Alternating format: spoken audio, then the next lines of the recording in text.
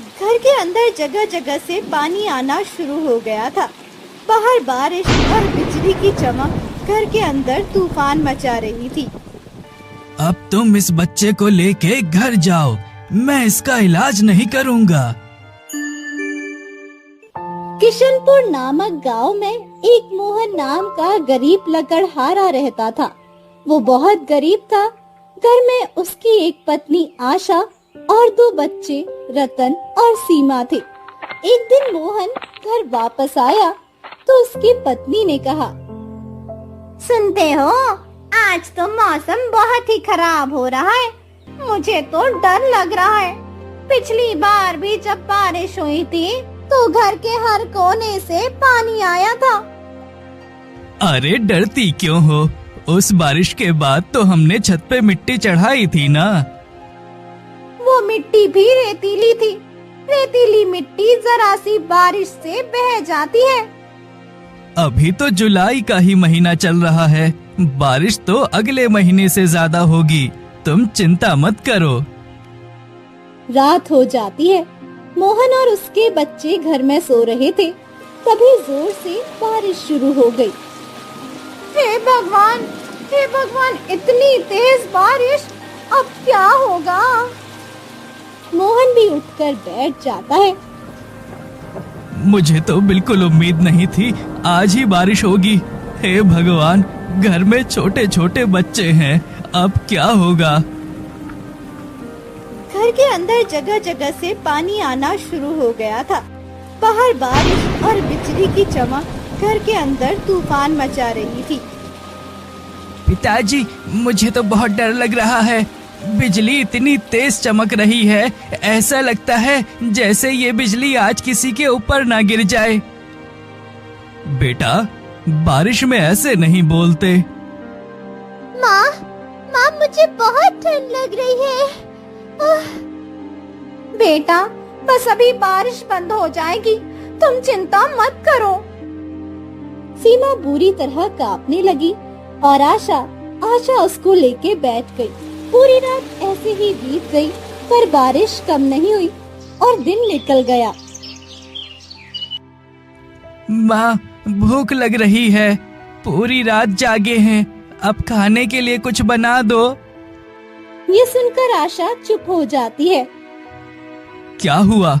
तुम चुप क्यों हो गई? आशा सिर झुका लेती है, परंतु बच्चों के सामने कुछ नहीं बोलती और मोहन मन ही मन सोचता है। दिन भर में कुछ ही लकड़ियां काट पाता हूँ, उससे एक दिन का ही राशन ला पाता हूँ।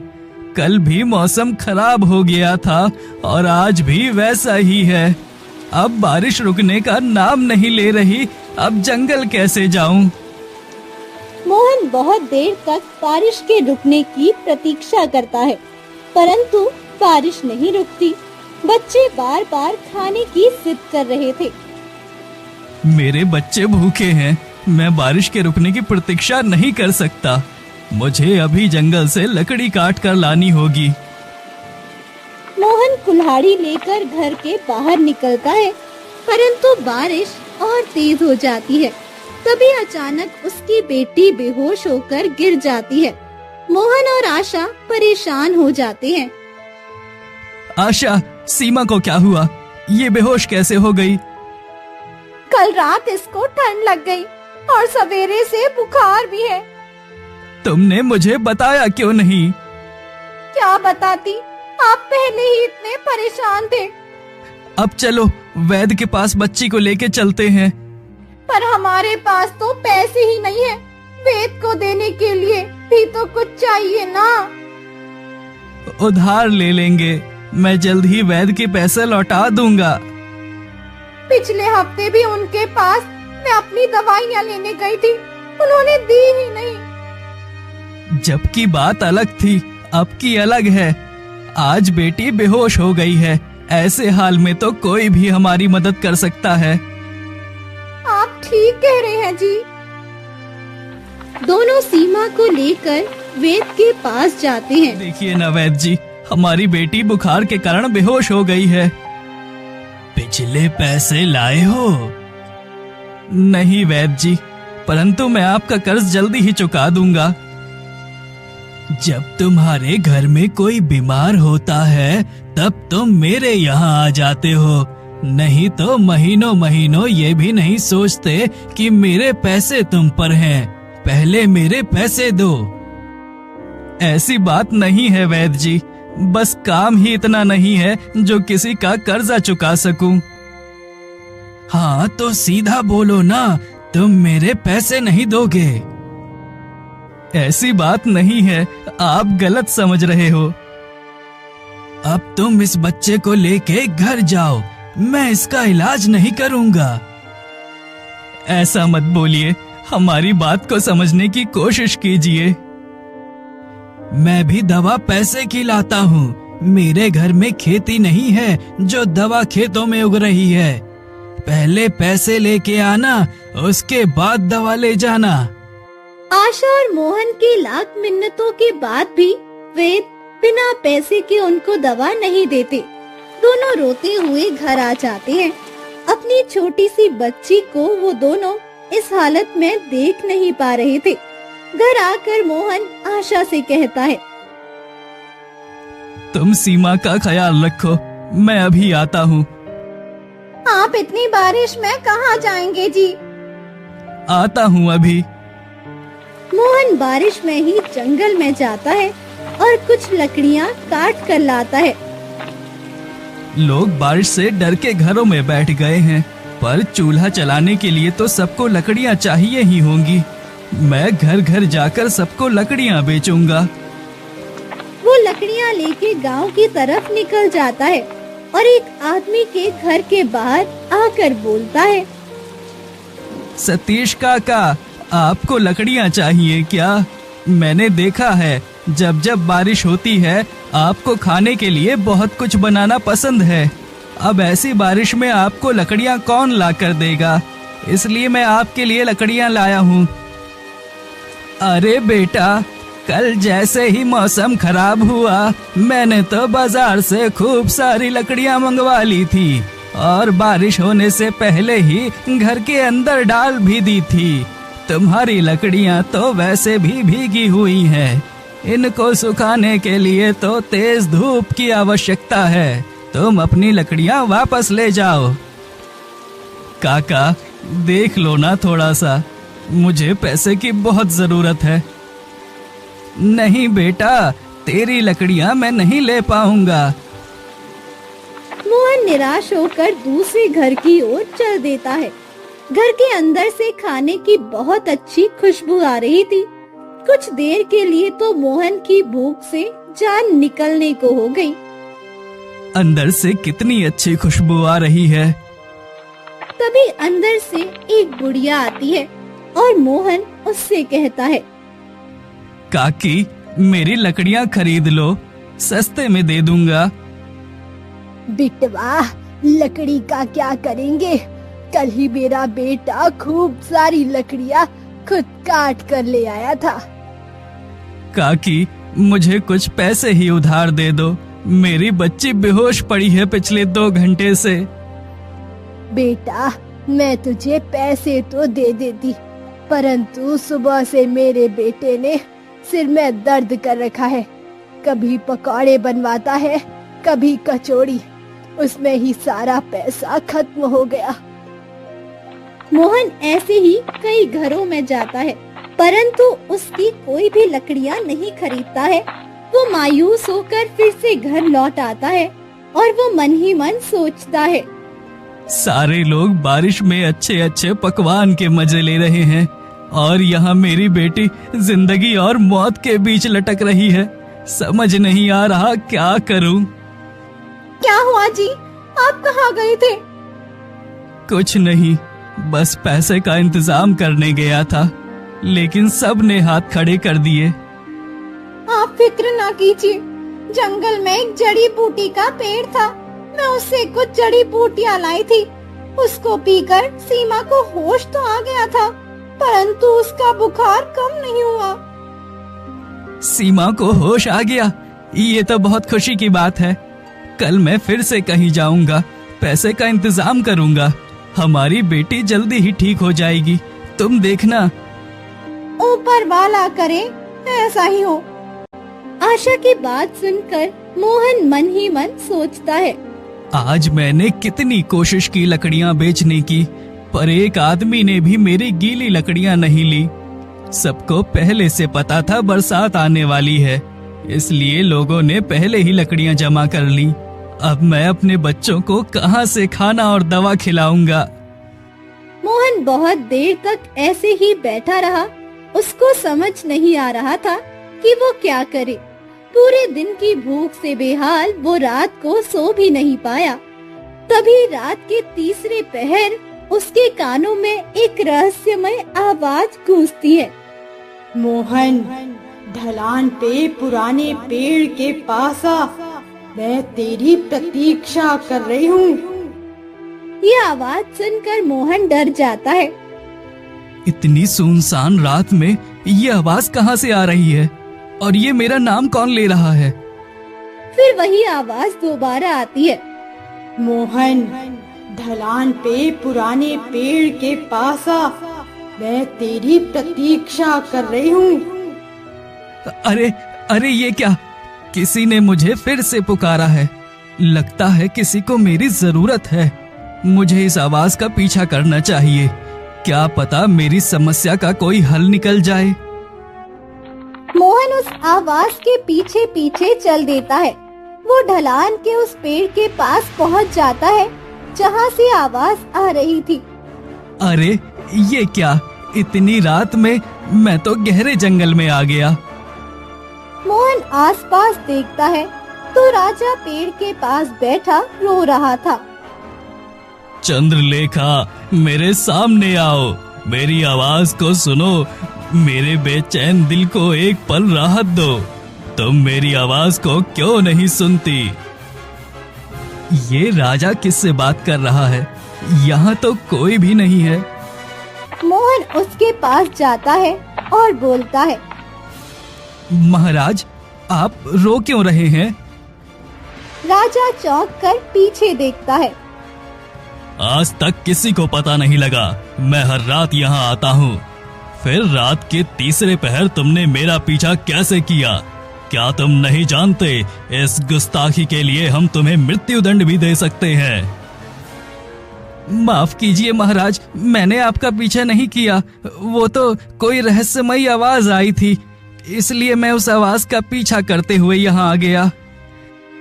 तुम हमें मूर्ख नहीं बना सकते। महल चलो, हम तुम्हें अभी के अभी कारावास में डलवाएंगे। नहीं नहीं महाराज, ऐसे ना कहिए। मेरे छोटे छोटे 2 बच्चे हैं। मेरे कारावास में जाने के बाद उनका क्या होगा? तभी उस पेड़ के अंदर से एक आवाज फिर से आती है। राजन, तुम पिछले 20 सालों से हर रात यहाँ आते हो और रोते हो। आज तुमको उससे मुक्ति मिल सकती है जो तुमने पिछली जिंदगी में किया था। चंद्रलेखा, चंद्रलेखा, तुमने मेरी आवाज को सुना क्या? सच में मैंने फिर से तुमको एक बार बोलते सुना। ये तुम ही थी ना जिसकी आवाज अभी इस पेड़ से आई? हाँ, मैं ही हूँ, चंद्रलेखा। वो ही चंद्रलेखा जिसकी आवाज सुनने तुम पिछले 20 सालों से हर रोज यहाँ आ रहे हो। 20 सालों से मैं हर पल मर रहा हूँ। एक रात भी सुकून की नींद नहीं सो पाया। एक पल भी तुम्हारी यादों ने मेरा पीछा नहीं छोड़ा। चंद्रलेखा, अब तो मुझे अपनी यादों से आजाद कर दो। पेड़ के अंदर से आवाज आती है। ये आदमी ही है जो मुझे और तुम्हें मुक्ति दिला सकता है। यदि इस आदमी ने तुम्हारे शरीर को मार दिया तो तुम्हारी आत्मा फिर मुझसे मिल जाएगी। मैं मरने के लिए तैयार हूँ। आपका क्या रहस्य है मैं नहीं जानता, परंतु मैं किसी का कत्ल नहीं कर सकता। मुझ पे उपकार करो और मुझे मार दो। हर पल मरने से अच्छा है मैं एक बार में मर जाऊं। हर चीज का कोई ना कोई उपाय होता है। मुझे पूरी बात बताइए महाराज, क्या पता कोई उपाय ही मिल जाए। मैं तुमको शुरू से सारी बात बताता हूँ। राजा सूर्यदेव अपने महल में बैठे हुए थे। तभी मंत्री उनके पास आए। महाराज, राजकुमार प्रताप के लिए आपने पड़ोस के राज्य की राजकुमारी मेघना से रिश्ता तो तय कर दिया है और बहुत ही जल्द उनका विवाह भी होने वाला है। लेकिन राजकुमार आजकल महल के भीतर रहते ही नहीं हैं। ना जाने आजकल वो महल के बाहर इतना क्यों जाते हैं। राजकुमार प्रताप को हमारे सामने लाओ। ठीक है महाराज, हम अभी राजकुमार को बुलाकर लाते हैं। कुछ ही देर में राजकुमार प्रताप उनके सामने आते हैं। पिताजी, आपने हमें बुलाया? हाँ, आजकल आप महल के बाहर बहुत जाने लगे हो। क्या बात है? जब भी तुमसे जरूरी बात करनी होती है तुम महल में होते ही नहीं हो। ऐसा भी क्या है महल के बाहर जो आपको महल के अंदर टिकने नहीं देता? पिताजी, मैं बहुत समय से आपसे एक बात कहने की कोशिश कर रहा हूँ, परंतु कह नहीं पा रहा हूँ। तुम एक राजकुमार हो और इसी महीने तुम्हारा राज्य अभिषेक भी है। तुम जो चाहे कह सकते हो, इसमें इतना डरने वाली बात क्या है? पिताजी, एक लड़की है जिससे हम बेहद प्रेम करते हैं और हम उसी से विवाह करना चाहते हैं। जब आपने हमारा रिश्ता राजकुमारी मेघना से तय किया तब हम ये बात बोल नहीं पाए। उस दिन से आपकी बात का मान रखने की कोशिश कर रहे हैं, परंतु हमसे नहीं हो पा रहा। कौन है वो लड़की, बताओ हमें। पिताजी, सुकन्या सेविका जो है ना, जो माँ की मालिश करती है, उनकी बेटी चंद्रलेखा है। ये तुम क्या कह रहे हो? तुम एक सेविका की बेटी से प्रेम करते हो? ये हमारे लिए बहुत शर्म की बात है। पिताजी, प्रेम तो प्रेम होता है, जात बिरादरी में क्या होता है? अगर तुम चंद्रलेखा से विवाह करना चाहते हो तो शौक से करो, हम इनकार नहीं करेंगे। परंतु उसके बाद तुमको ये महल और होने वाले राजा के सपने को तोड़ कर जाना होगा। हम अपने दूसरे बेटे को राजा घोषित कर देंगे। आने वाली चंद्रमा की 10 तारीख को हमारे छोटे बेटे का राज्य अभिषेक होगा। ये आप क्या कह रहे हैं पिताजी? घर में मेघना बहू बनकर आए या चंद्रलेखा, इस महल को तो रानी ही मिलेगी ना। विवाह अपने बराबर वाले लोगों में किया जाता है। तुमको आज एक चीज को चुनना होगा, प्रेम या राजगद्दी। फैसला तुम्हारा है। हम जबरदस्ती नहीं कर रहे, तुम्हारी मर्जी चलने की पूरी अनुमति दे रहे हैं।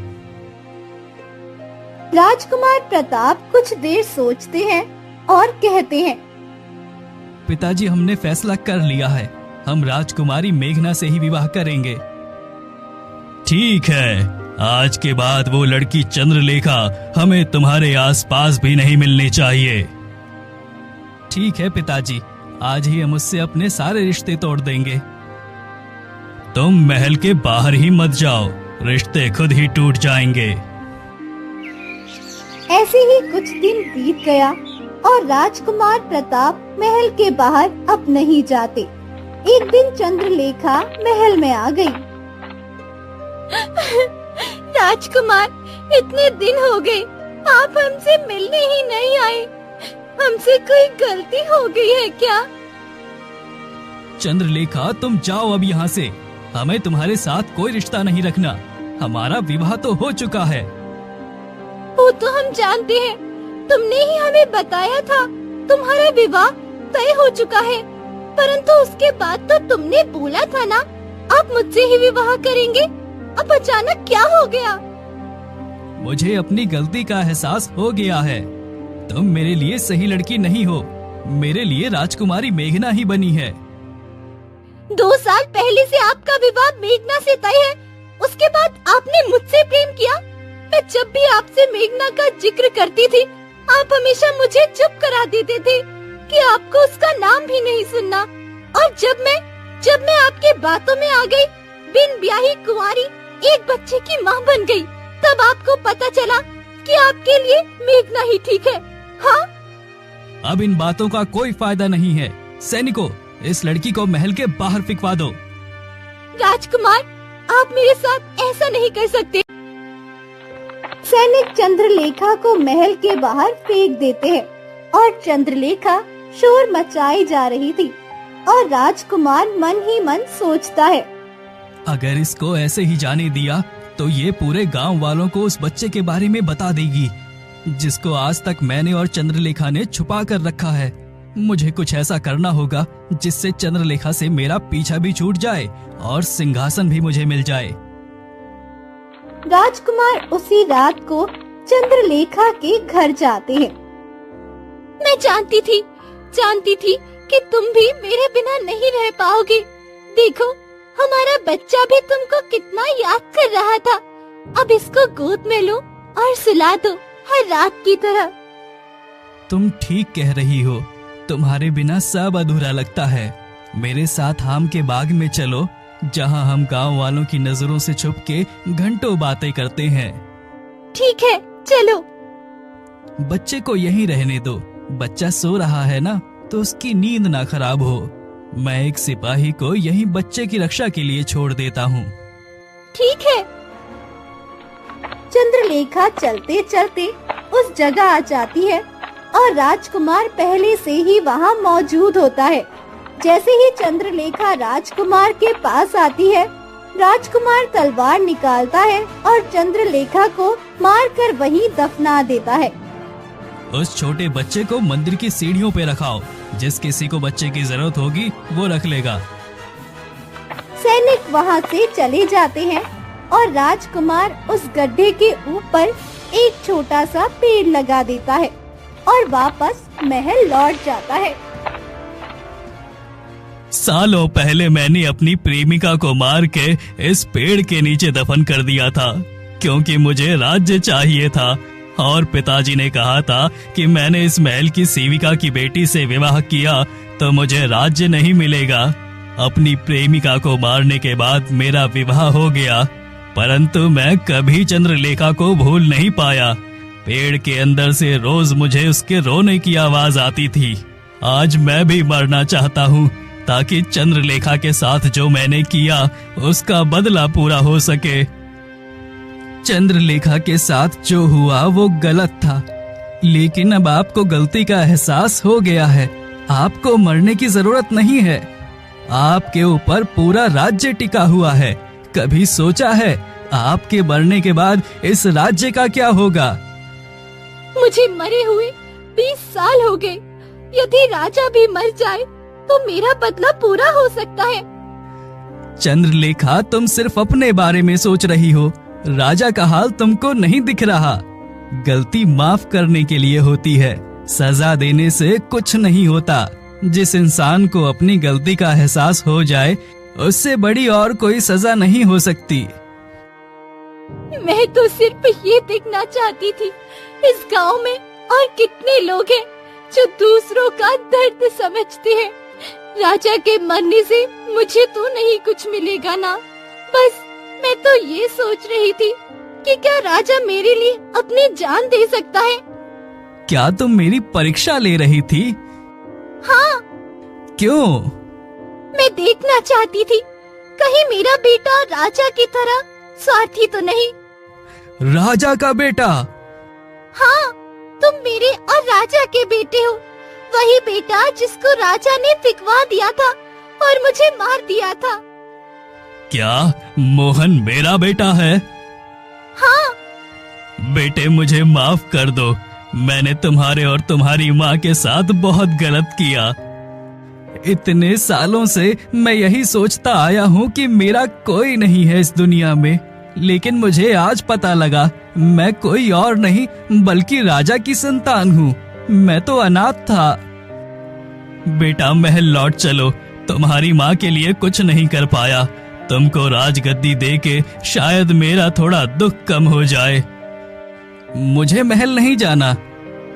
आज तुम मेरे साथ नहीं गए तो मैं भी यहीं तलवार से अपना सर काट के अपनी जान दे दूंगा। ये आप क्या कह रहे हैं? ये मेरा आखिरी फैसला है। राजा मोहन से माफी मांगते हैं और उसको महल में ले जाते हैं और ऐसे अनाथ मोहन की जिंदगी भी खुशहाल हो गई।